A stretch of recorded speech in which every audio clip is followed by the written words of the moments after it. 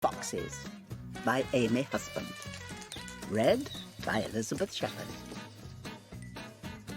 In a very noisy house in a very noisy city lived 3 noisy foxes. They spent all day being very noisy, mixing, fixing, hopping and bopping, banging and clanging. Wouldn't it be nice to be quiet sometimes? Asked fox number 1.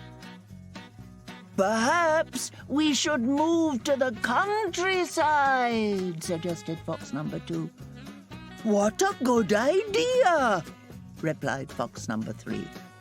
So they packed up all of their very noisy things and caught the very noisy bus to find a place to live in the very quiet countryside.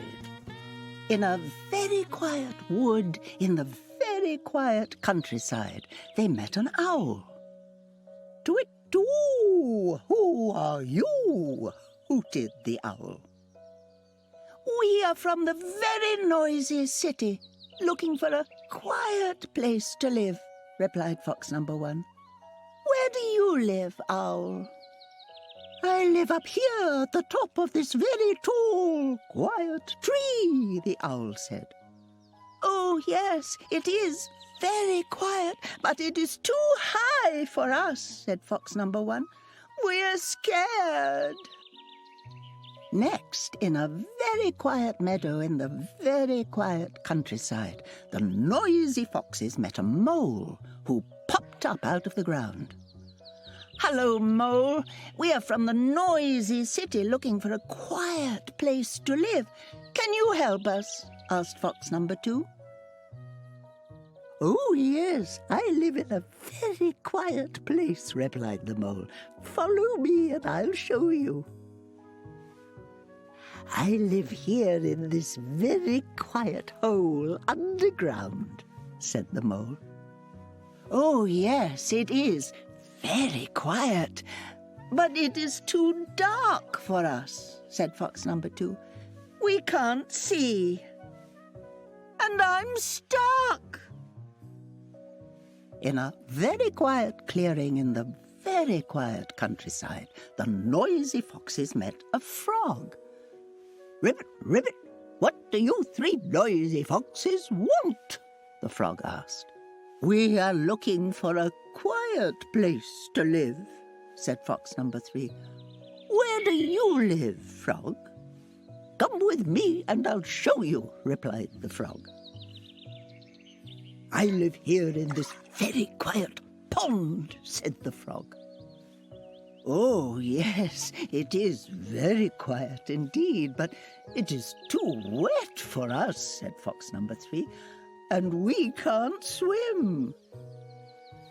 So the 3 noisy foxes kept searching for a very, very long time, and they ended up in the very quietest part of the countryside, a long, long way from the very noisy city.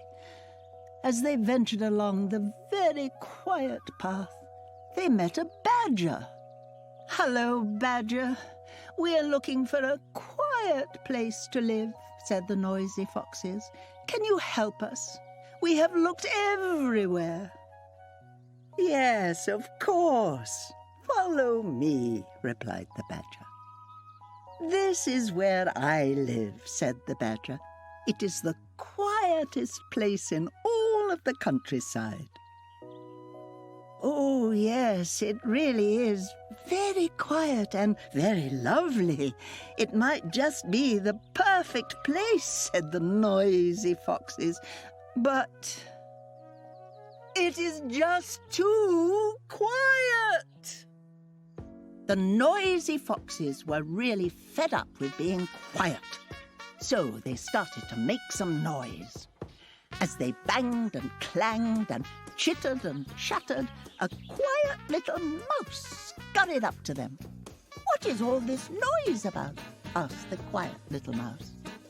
We need a place to live, but it can't be too high, it can't be too dark, it can't be too wet, and it definitely can't be too quiet. replied the noisy foxes. I know the perfect place, squeaked the mouse. Follow me.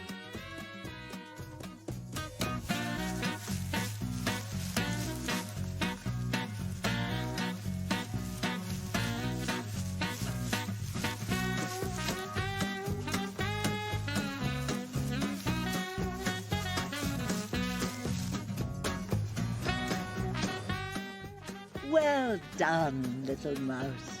This really is the perfect place.